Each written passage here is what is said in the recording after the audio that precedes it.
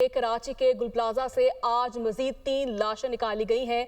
अफसोसनाक वाक़े में जाँ बहक अफराद की तादाद 31 हो गई। 86 लापता। मुतासरा गुलप्लाजा में सर्च ऑपरेशन जारी है। बिल्डिंग का 40% से ज्यादा हिस्सा गिर चुका है। बाकी ढांचा किसी भी वक्त गिरने का खदशा है। इमारत की छत से 32 गाड़ियां उतार ली गई हैं। ग्राउंड मेज़नाइन और फर्स्ट फ्लोर को क्लियर कर दिया गया है। ताज़ा तरीन सूरत हाल बताएंगे हमारे पास शहबाज खान मौजूद हैं। जी शहबाज।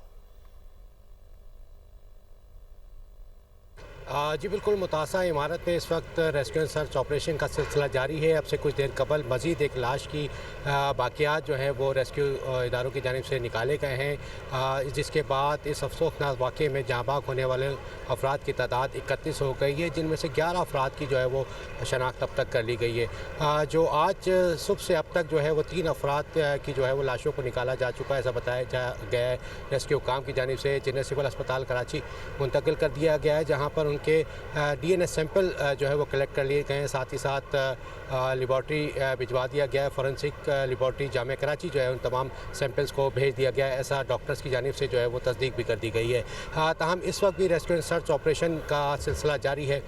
जो मुतासा इमारत का इंतहाई हसास हिस्सा है उसमें ताहल रेस्क्यू एंड सर्च ऑपरेशन शुरू नहीं किया गया। जो स्ट्रक्चर जिस बिल्डिंग का अभी जो है वो सलामत है, वहाँ पर रेस्क्यू एंड सर्च ऑपरेशन का सिलसिला उसके 3rd फ्लोर पर जारी है, क्योंकि ग्राउंड मेज़नाइन फर्स्ट और 2nd फ्लोर उसका क्लियर करार दे दिया गया था। इस वक्त बलाई मंजिल पर जो है अब से कुछ देर कबल भी एक टीम जो कि रेस्क्यू 1112 की थी, फोर्सेबल एंट्री की है छत के ज़रिए वो गए हैं रास्ता बना के, क्योंकि बलाई मंजिल पर मलबा काफ़ी बड़ी तादाद में मौजूद है, जिसकी वजह से उनको रास्ता नहीं मिल पा रहा था।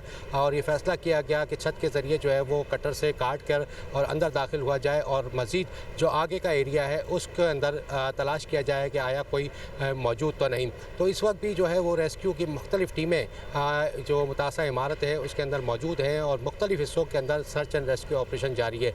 इसके साथ साथ कूलिंग का अमल भी फायर ब्रिगेड हुकाम की जानिब का से ये कहना है, हुकाम का ये कहना है कि कूलिंग का अमल भी जारी है, चूँकि अंदर के एक्सेस मिल चुका है और जिन जिन पॉकेट्स में अभी भी आग लगी हुई है उन पॉकेट्स में आग बुझाने का सिलसिला जारी है। कुछ दुकानें ऐसी हैं जिनके शटर जो है वो बंद है और अंदर से जब धुएँ का अखराज वहाँ से नज़र आता है तो रेस्क्यू हुकाम कटर की मदद से उन शटर्स को काटते हैं और अंदर अगर कोई फ्लेम मौजूद होता है तो उसके ऊपर पानी का स्प्रे किया जाता है। ना सिर्फ पानी का स्प्रे किया जाता है बल्कि फोम और उसके बाद कूलिंग का अमल किया जाता है, ताकि मुकम्मल तौर पर कूलिंग का अमल भी इस वक्त अभी भी जारी है। शहबाज खान तफसीलन आगाह कर रहे थे। आपका बहुत शुक्रिया।